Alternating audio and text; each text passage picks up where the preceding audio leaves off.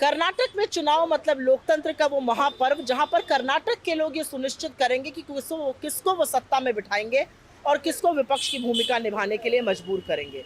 और सारे सर्वे, सारे आंकड़े, लोगों का मूड साफ तौर से ये बता रहा है कि लोग 40% की कमीशन खोरी वाली भ्रष्ट सरकार से तंग आ चुके हैं और उन्होंने कांग्रेस को पूर्ण बहुमत से जिताने का मन बना लिया है।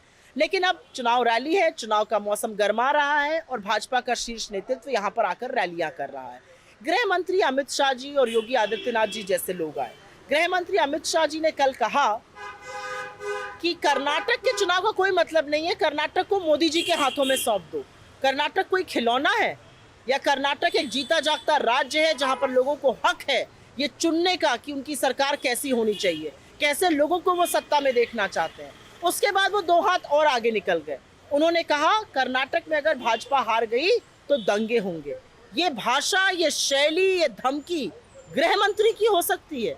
ये किस तरह की बातें करते हैं? और आप कब समझिएगा कि कर्नाटक की एक संस्कृति है, परंपराएं हैं, तहजीब है और लोगों को ये हक है कि वो सुनिश्चित करें कि वो किसको जिताएंगे। ये अलग बात है कि जहां जहां दंगे होते हैं वहां पर दंगाइयों को संरक्षण देने का और दंगाइयों को पोषण करने का काम भाजपा करती है। अंततोगत्वा हर दंगाई का लिंक कहीं ना कहीं भारतीय जनता पार्टी से जुड़ा पाया जाता है, चाहे वो राजस्थान हो, चाहे वो बिहार हो, चाहे वो देश का दूसरा कोई और कोना हो, बंगाल हो। हर दंगाई का लिंक अंततोगत्वा भाजपा से पाया जाता है। अब आगे की बात करते हैं।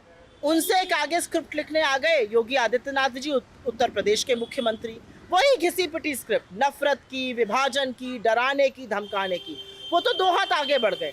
उन्होंने कहा कर्नाटक में यूपी का मॉडल लागू होना चाहिए।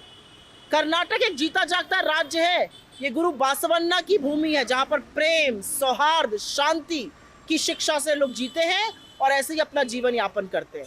और कौन से यूपी के मॉडल की आप बात कर रहे हैं? वही यूपी का मॉडल जहां पर 2:30 बजे रात को एक लड़की को आप लोग जला देते हैं बिना उसके माँ बाप के मिट्टी का तेल फूंक कर।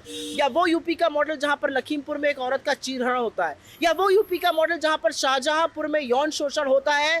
या उन्नाव में आपका एमएलए दोषी पाया जाता है हत्या और रेप का।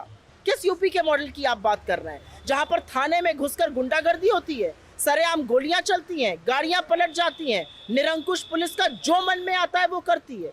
वो यूपी का मॉडल जहां पर एक पुलिस अधिकारी सुबोध सिंह की हत्या हो जाती है और उसके मुख्य अभियुक्त को आप टिकट देते हैं चुनाव लड़ने का। या वो यूपी का मॉडल जहां पर लखीमपुर नरसंहार का मुख्य अभियुक्त का पिता आज भी इस देश का गृह राज्य मंत्री बना हुआ है। किस यूपी के मॉडल की आप बात करते हैं? और कब आप ये समझेंगे कि आप एक राज्य को दूसरे पर नहीं थोप सकते हैं? मैं खुद उत्तर प्रदेश से आती हूँ। उत्तर प्रदेश की संस्कृति अलग है, कर्नाटक की भाषा, संस्कृति, शैली, परंपराएं अलग है। इसकी इज्जत करना सीखिए। क्यों आप हमेशा थोपना चाहते हैं? क्यों एक ही मॉडल पूरे देश में लागू करना चाहते हैं?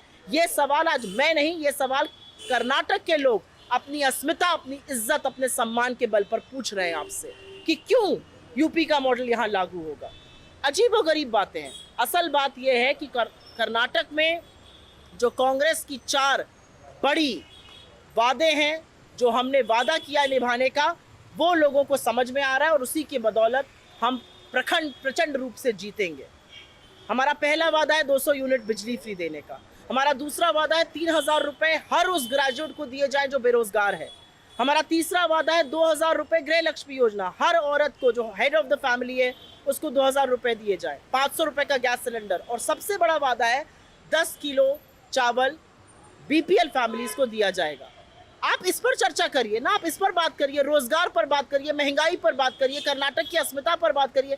हर बार आकर कर्नाटक की बेइज्जती करना, हर बार आकर कर्नाटक के सम्मान के साथ खिलवाड़ करना, किसी और मॉडल को यहाँ पर थोप देना, ये कैसे विचार है? ये कैसी संस्कृति है? ये भारतीय संस्कृति तो नहीं हो सकती।